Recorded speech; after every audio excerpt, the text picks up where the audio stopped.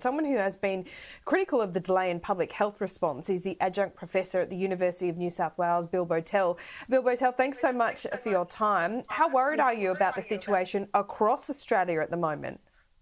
Look, I'm very worried. I agree with experts who said that this is the most serious problem we've faced with the pandemic since it emerged in Australia in January, February last year. And it's been compounded by the fact that New South Wales took so long to come to terms with the inevitable after the first case emerged at Sydney Airport and declined for almost 10 days to lock down. Now, that's not going to be the approach of the other state premiers and territories. They're going to move very fast to clobber the first cases of the virus when they emerge, and hopefully to avoid a long and protracted lockdown. We should not be in this situation.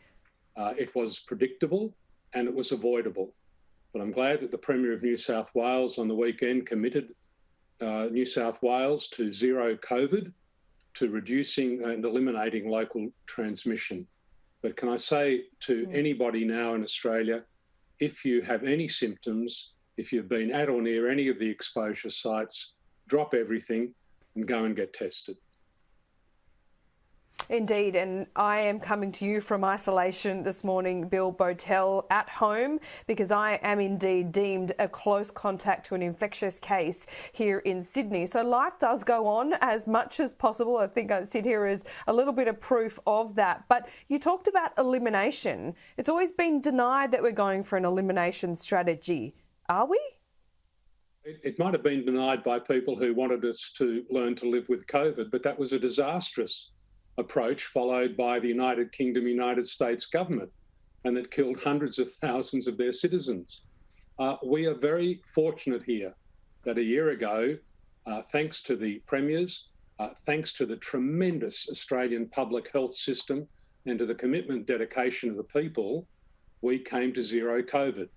Now, we did that on the expectation, it seems to me, that the federal government would move heaven and earth to make sure that we had a sufficient stockpile of vaccines ready to go at the beginning of 2021, as every other comparable country had, so that by today, we would not be 4% fully vaccinated, but up to 50, 60%, as in every other comparable country. That would have made a big difference to how we would approach the problem that's emerged with Delta.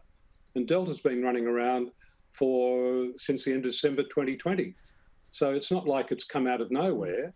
The problem of Delta, which is much more infectious and dangerous than the old COVID, has been apparent.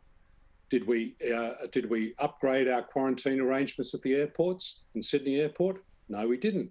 People were allowed to be frontline workers, meeting people who were infected with COVID Delta, it seems, without being vaccinated or without using the proper PPE. And of course, they go to hotel quarantine, which we know is not effective against Delta.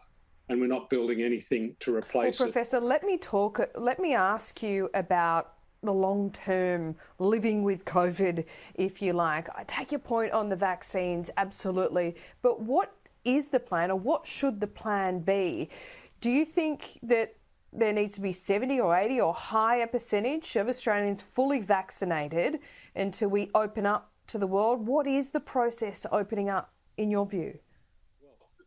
Vaccines first and borders second. We cannot open up to the world unless and until we are all, as much as possible, vaccinated fully against COVID and COVID Delta. Now, the federal government still has not set any target by which date all Australians will be fully vaccinated, and therefore has not set any target date by which we will join the rest of the world, which is now slowly and cautiously opening up to travel. They haven't set any date, and it doesn't seem that that is supposed to be in 2021. We are really far behind where we ought to be, and it's because of decisions that have been taken or not taken at federal government level. Now, I don't think this is a very good state of affairs. We see with the lockdowns, billions of dollars of losses are being caused to business. We have people, over 100 people now who now have a diagnosis that they did not want of COVID-19 and really ought not to have it. And we don't have the support mechanisms in place now for the businesses suffering from the lockdowns and the workers who are losing their jobs. So we're going back, unfortunately, to where we were in the worst dismal days of the pandemic in early 2020. And this is really going backwards. We're not going forwards. So I hope that the National Cabinet gets on with it, takes some decisions about vaccines and how to organise the supply better. Maybe, as some epidemiologists are saying, it's a good idea to reduce the period for the first and second AstraZeneca shots from 12 weeks to 8 weeks. Is that a good thing?